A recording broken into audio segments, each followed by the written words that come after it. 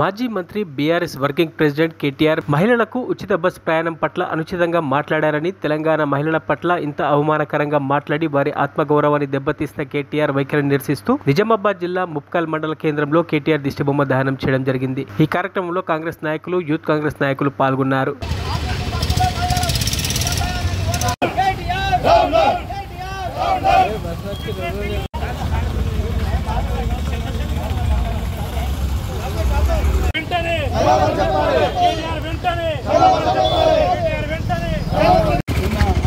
మహిళలపై అనుచిత వ్యాఖ్యలు చేసిన కేటీఆర్ వెంటనే మహిళలకు క్షమాపణ ఇవ్వాలని మా ముప్కాల మండల కాంగ్రెస్ పార్టీ తరఫు నుంచి కోరుకుంటున్నాం.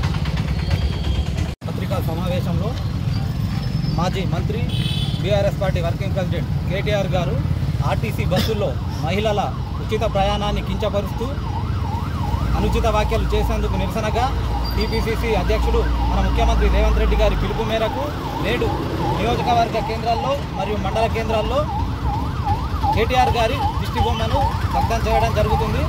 మరొకసారి మహిళలపై అనుచిత వ్యాఖ్యలు చేస్తే కేటీఆర్ గారిని ఉరికించి కొడతామని తెలుపుతూ ఇట్టి కార్యక్రమాన్ని దిష్టిబొమ్మ దగ్ధం చేయడం జరిగింది.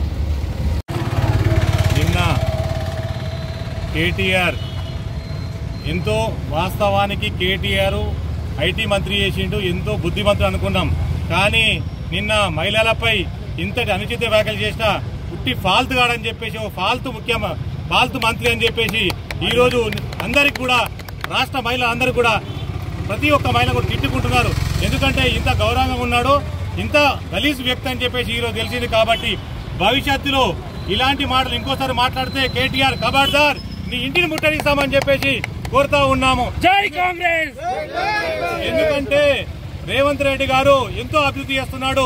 మీరు 10 సంవత్సరాలు చేసింది కేవలం 8 నెలల్లో డెవలప్మెంట్ చేసి చెప్పిండు. కాబట్టి ఇటువంటి అభివృద్ధిని చూసి ఓర్వలేక ఇలాంటి మాటలు మాట్లాడుతున్నందుకు సిగ్గుండాలని చెప్పేసి ముప్కాల్ మండల కాంగ్రెస్ పార్టీ తరఫున అందరం ఈరోజు కేటీఆర్ గారిది అభివృద్ధి చేసి ఓర్వలేక కేటీఆర్ గారు ఈరోజు అమ్మలకు, అక్కలకు అందరికీ కూడా ఉచితంగా బస్సు సౌకర్యం కల్పించి ఎంతో సౌకర్యంగా మహిళా చేసిన దానికి మన రేవంత్ రెడ్డి ముఖ్యమంత్రి చేస్తే దాన్ని చూసి ఓర్వలేక ఈరోజు కేటీఆర్ గారు అనుచిత వ్యాఖ్యలు చేసిన నిరసనగా ఈరోజు వెంటనే బేషరతుగా మహిళలకు క్షమాపణ చెప్పాలని చెప్పేసి ముప్కాల్ కాంగ్రెస్ ఆధ్వర్యంలో మీరందరం కూడా ఈరోజు కేటీఆర్ దిష్టిబొమ్మ దగ్ధం చేయడం జరిగింది. బేషరతుగా మేము కేటీఆర్ గారు క్షమాపణ చెప్పాలని చెప్పేసి మేము కోరుతున్నాం. మరిన్ని అప్డేట్స్ కోసం మా ఛానల్ని సబ్స్క్రైబ్ చేయండి.